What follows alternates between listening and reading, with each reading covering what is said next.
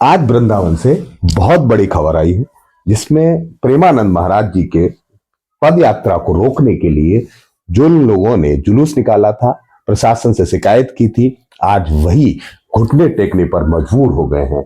आज वो प्रेमानंद महाराज के चरणों में आकर अपनी नाक रगड़ने के लिए मजबूर हो गए हैं। ये मैं आपको जो बता रहा हूं, ये वृंदावन के केली कुंज का दृश्य है, जहां एनआरआई सोसाइटी ने प्रेमानंद महाराज की यात्रा को रोकने का पूरा प्रयास किया था।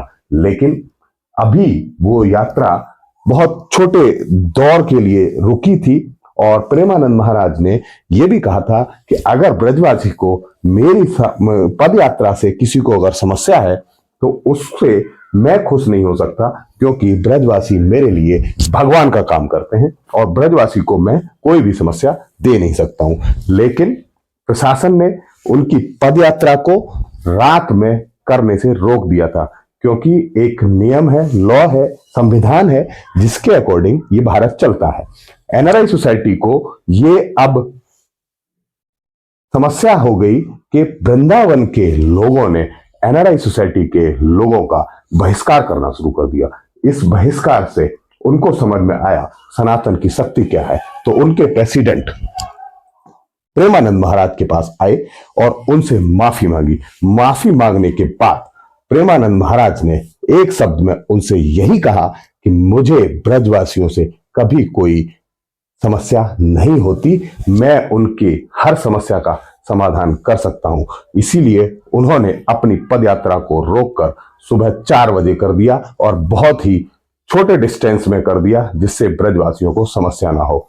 और प्रेमानंद महाराज ने 2 शब्दों में ब्रजवासियों की वो महिमा का बखान किया जिसके लिए वो जाने जाते हैं। राधा नाम सनातन धर्म को इतने आगे तक ले जाने वाले प्रेमानंद महाराज आज सनातन धर्म की सबसे बड़ी शक्ति हैं। इनको हमेशा पूजा जाएगा और हमेशा इनको एक ऐसे संत के रूप में जाना जाता है जो संत सनातन को और यहाँ की युवा पीढ़ी को बहुत आगे ले जाने तक का काम करती हैं। ये प्रेसिडेंट जो एनआरआई के सोसाइटी के प्रेसिडेंट हैं, उन्होंने कहा कि कुछ लोग यहाँ समस्या पैदा करने के लिए होते हैं और एनआरआई सोसाइटी में रहने वाला हर शख्स इसका विरोध नहीं कर रहा था।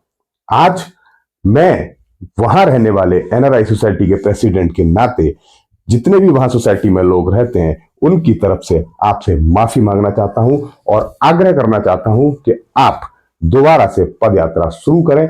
हमारी सोसाइटी को केवल और केवल एक समस्या थी कि वहां होने वाली आतिशबाजी से वहां रहने वाले जो बुजुर्ग थे, बच्चे थे, जो विद्यार्थी थे, उनका रात में जगना, उनका स्वास्थ्य खराब होना और उन सारी समस्याओं से समस्या थी। लेकिन आपकी पदयात्रा से हमें कोई समस्या नहीं थी।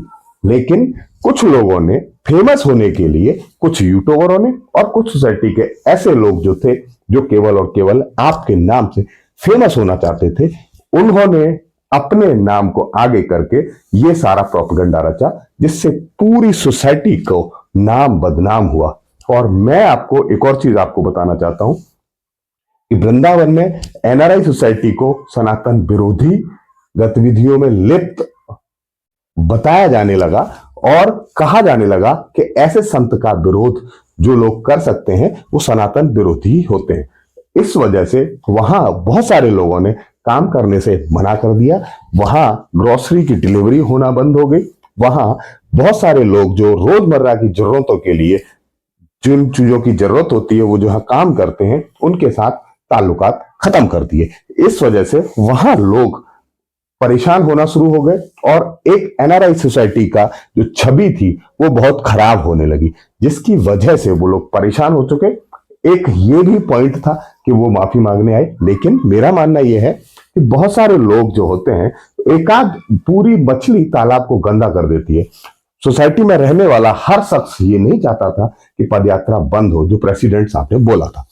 अब वो माफी मांगे और महाराज जी, प्रेमानंद महाराज जी इतने सरल स्वभाव के व्यक्ति हैं, उन्होंने उनको माफ ही नहीं किया। उन्होंने कहा कि मैं आपसे नाराज ही नहीं था, मुझे तो आप लोगों का सुख, शांति और समृद्धि के लिए कामना कर रहा था। और उनको उन्होंने, प्रेमानंद महाराज जी ने दुपट्टा पहनाया, प्रसादी दी और प्रेसिडेंट ने यह भी कहा कि मैं आपका वहां स्वागत भी करूंगा, आपके हर सुख दुख में साथ हूं, आपका मैं भक्त हूं और हम लोग आपसे बहुत पहले से जुड़े हुए हैं।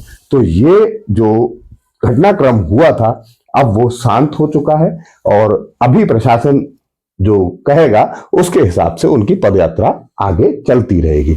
तो इसी तरह की अपडेट्स के लिए वरुण कुमार सिंह के साथ बने रहिए समाज एक सोच। धन्यवाद। Please like share and subscribe.